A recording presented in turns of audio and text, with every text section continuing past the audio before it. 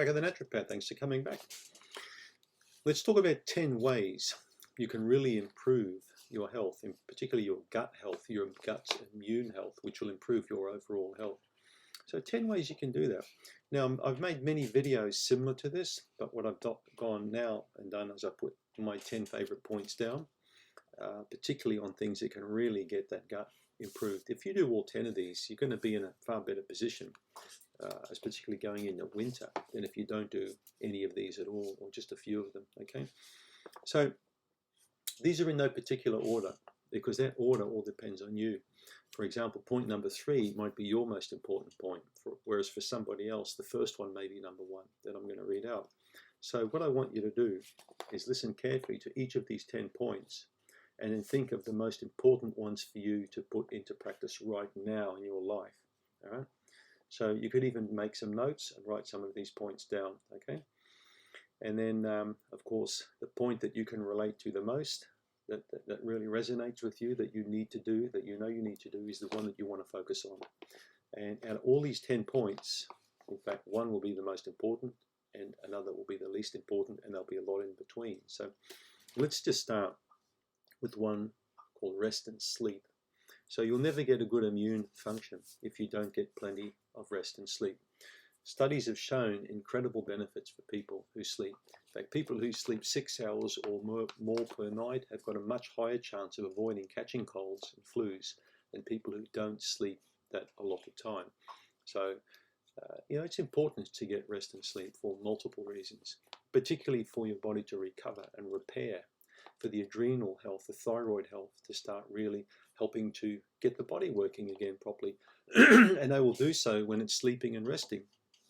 Also, there's a lot of house cleaning that goes on inside your gut. A lot of detoxification cycles are starting to work when you're sleeping. So it's important to get that rest. Very important.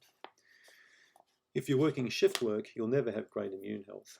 I worked in a flour mill for several years when I was young, and my immune health was absolutely terrible. I don't think it's good to work constantly rotating shifts around the clock. It's bad for your health. The second one, point number 2, is eat more foods rich in polyphenols. We just made a playlist with polyphenol foods. We talked about what polyphenols are, the benefits of them, what foods they're found in, etc. So eat more foods with polyphenols. These are special compounds found in particularly bright colored foods that have quite good antioxidant and anti-inflammatory properties. But for your gut in particular, polyphenol-rich foods have shown to increase the beneficial bacteria count, particularly the bifidobacteria and the other probiotics. Of course, lactobacillus levels increase, while at the same time polyphenols help to reduce E. coli, salmonella, and also Clostridium difficile levels get suppressed. So this is going to improve your immune health, eating foods with rich polyphenol content: blueberries, green tea, red onions, red cabbage, red lettuce, black currants, okay, pecans, pecans, whatever you want to call them, hazelnuts, Brazil nuts. These foods are all rich in polyphenols. Eat more healthy fats. Fats also have shown to have a really good effect on reducing inflammation in the gut and improving different aspects of your gut immune function. Bad fats, oxidized fats, saturated fats, trans fatty acids, these all actually increase inflammation in the gut and reduce the effectiveness of the immune system. So the healthy fats, you want to be looking at extra virgin olive oil, EVOO, EVOO. Get a certified extra virgin olive oil. Have a tablespoon of that oil per day in your diet or on your food. It goes a long way to improving your reduction in inflammation. Let's have a look at the 4th point. Eating a wide variety, if you can, of cultured and fermented foods.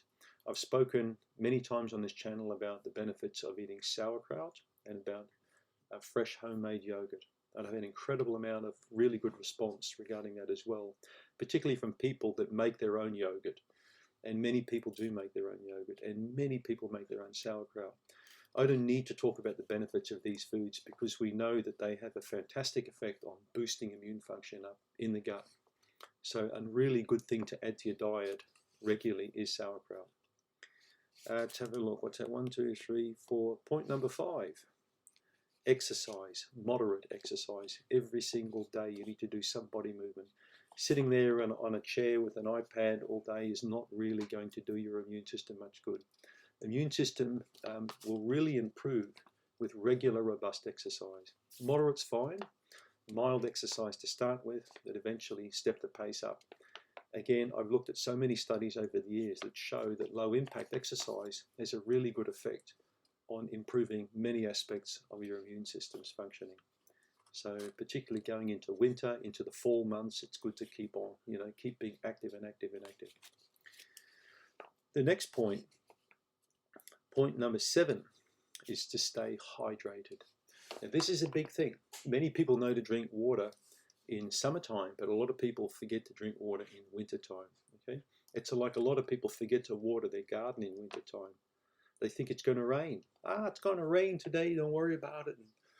A very good friend of mine with a PhD in agriculture, particularly in irrigation, was explaining to me how much water you need to water in summertime, but he said in winter you need to water half as much. And he said people forget that. Now you need to water your body probably half as much as you do in summer. So if you're drinking a couple of these a day in summer, you probably need to drink one of those a day in winter. Right? When you do that, you improve the body's elimination of a lot of garbage. Okay, you improve the kidney function, you improve the liver function, you improve the bowel function. Every function improves when you drink water. All right, so very, very healthy and smart thing to do. Not many people come back to me and say they don't feel a benefit from drinking water. And I can't tell you how many people over the years I've really pushed into water. Well, I didn't drown them, but I pushed them towards drinking more water, if you know what I mean. Right? Now, stress is the next point. Okay, stress, family problems, money problems, COVID-19 problems. All of these things weigh down on your body. They cripple your body's ability to bounce back into, from distress into eustress. So eustress is good stress, but many people suffer from distress today, which is a bad form of stress. And of course, once the mind gets stressed, anxiety creeps in, depression creeps in, the poor adrenal glands take a hammering, you start getting all kinds of problems, dizziness and fatigue and blood sugar dysregulation, but also your appetite starts changing and you start eating weird foods when you're stressed out. You may want to eat a lot more candy, you may want to eat a lot more salt or pretzels, you may want to drink more beer, you may want more pizzas, you may want more medications or whatever, but people under stress make funny decisions, and often their diet will be impaired, appetite will be impaired, and guess what? Their immune system's impaired. They start getting sick. Stressed people get sick a lot, right? And you don't want to be sick a lot. The next point, which I've thrown in there as a wild card, is organize your time and life better. You'll be happier. Okay, many people have got a little bit like a boat with no rudder. They're just drifting everywhere. They've got no map, no compass. They've got no idea where they're going.